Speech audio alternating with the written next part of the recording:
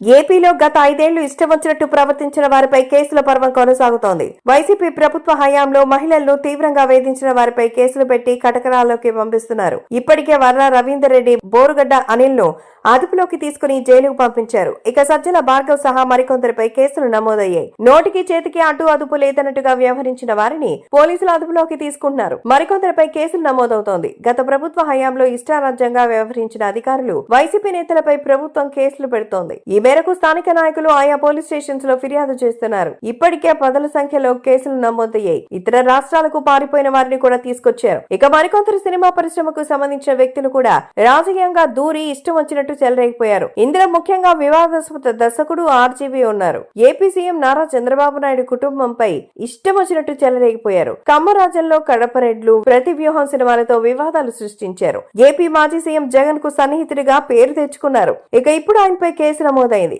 మరోవైపు వైసీపీ నేతగా కొనసాగుతున్న సినీ నటుడు పోసానిపై కూడా కేసు నమోదైంది. ఆయన అరెస్ట్ చేసేందుకు ఒక రంగం సిద్ధమవుతోంది. శ్రీరెడ్డి కూడా టీడీపీపై తీవ్ర స్థాయిలో విరుచుకుపడింది. సోషల్ మీడియా వేదికగా నోరు పారేసుకుంది. ముఖ్యంగా జనసేన అధినేత పవన్ కళ్యాణ్ పై ఇష్టం వచ్చినట్టు మాట్లాడింది. ఇప్పుడు ప్రభుత్వం కేసులు నమోదు చేస్తుండటంతో కొంత వెనక్కి తగ్గింది. తమ తప్పేమీ లేదని, కేవలం వైసీపీలో కొందరి ఆదేశాల మేరకే కార్యకర్తలతో పాటు తాను కూడా ఇలా పోస్టులు పెట్టాను అని చెప్పుకొచ్చింది. ఇక ఒక్కొక్కరిగా వైసీపీ నేతలు కేసులతో సతమతం అవుతున్నారు. మరోవైపు ఇక నెక్స్ట్ టార్గెట్ ఎవరంటూ చర్చ జోరుగా సాగుతోంది. అయితే పెద్దిరెడ్డి, సజ్జల, విజయసాయి తదితర నేతలకు కూడా ఉచ్చు తప్పేలా లేదు. ఇక అధినేత జగన్ పై ఎలాగో ఇప్పట్లో తేలని కేసులు ఎన్నో ఉన్నాయి. వాటిపై కూడా సీరియస్ గా ప్రక్రియ ప్రారంభం కాబోతున్నట్టుగా ప్రచారం జరుగుతోంది. వైసీపీ సోషల్ మీడియా వేదికగా టీడీపీ, జనసేన మహిళా నేతలపై ఇష్టం వచ్చినట్లు చెలరేగిపోయి అసభ్యకర పోస్టులు పెట్టిన వారిని మరి టీడీపీ ప్రభుత్వం కేసులు పెట్టి కటకటాల్లోకి పంపిస్తోంది. వారు తమకు అడ్డెవరు అన్నట్టుగా ప్రవర్తించిన వారిపై నేడు ఉక్కుపాదం మోపుతోంది. మహిళలను అసభ్యంగా వేధించారని, ప్రభుత్వంపై దుష్ప్రచారం చేసిన వారిని వదిలిపెట్టబోమని ఇటీవలే సీఎం చంద్రబాబు, డిప్యూటీ సీఎం